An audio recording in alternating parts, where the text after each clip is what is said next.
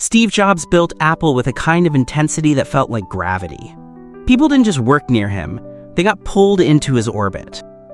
In the beginning, Apple was a story that sounded impossible. A tiny team, a bold promise, a computer for the rest of us. And for a moment, it worked so well that the world started believing the legend.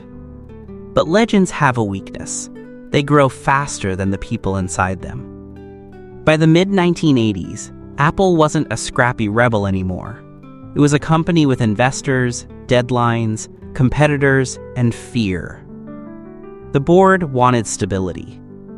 The company needed sales, and the new CEO, John Sculley, was brought in to make Apple feel grown up.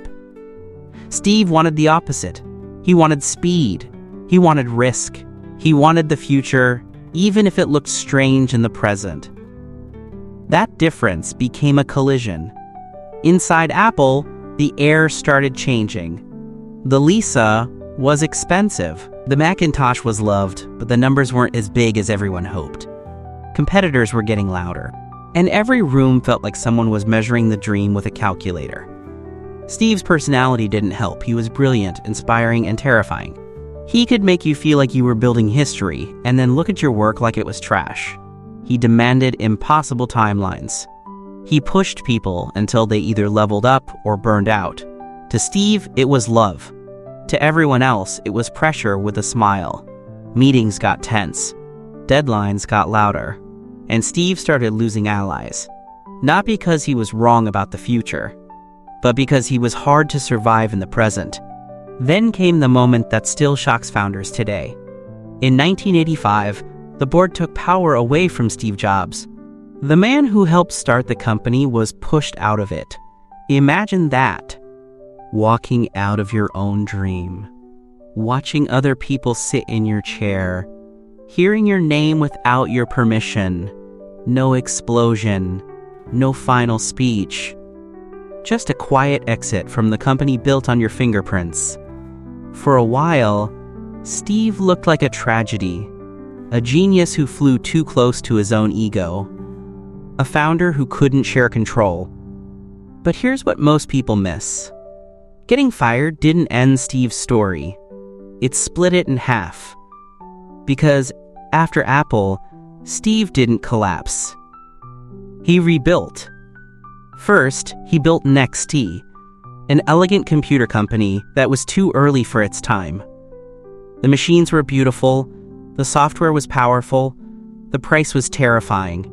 Next wasn't a mainstream hit, and the business struggled.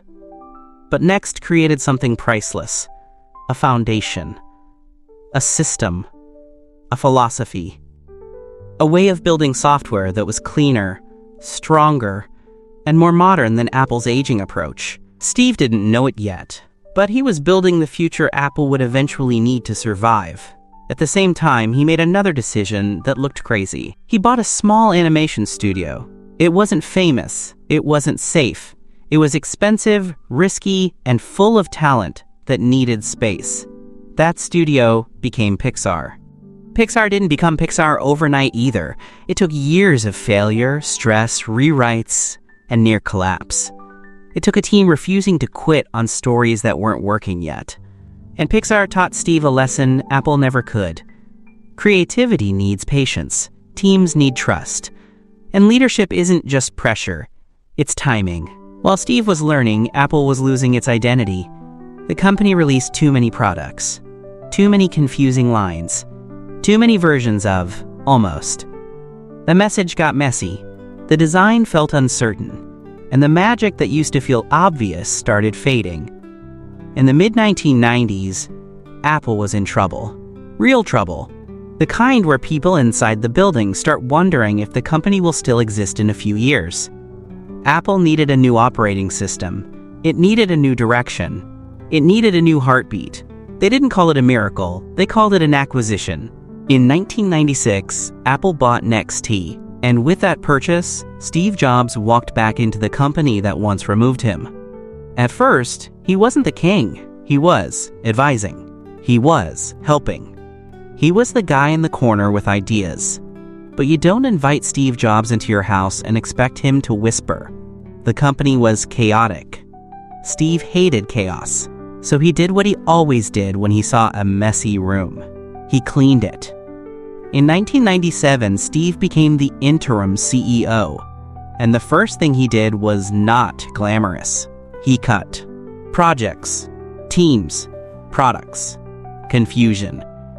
He drew a clean line through the mess and said, "Focus."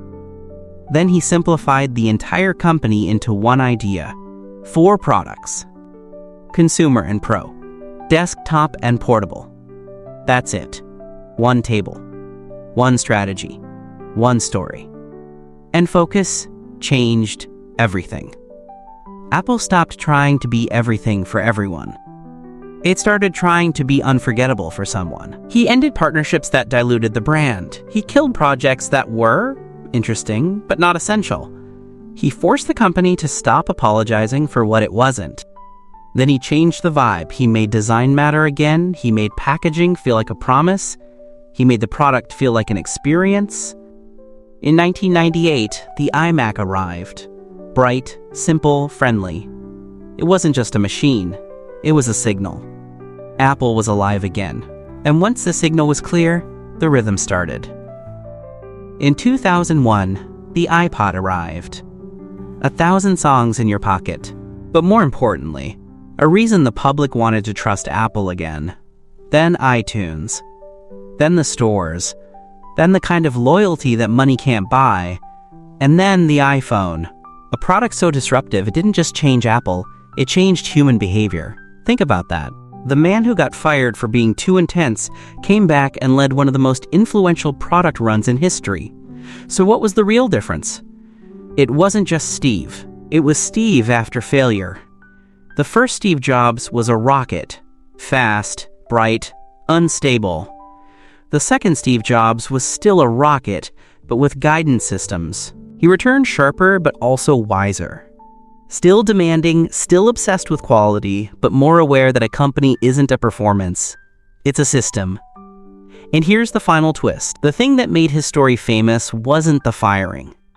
It was the return. Because a comeback isn't about proving people wrong. It's about proving yourself right. Quietly, through work. So if your worst day feels like an ending, treat it like a draft. Rewrite it. Build the next chapter. And when the world calls you, overnight you'll know exactly how long it took.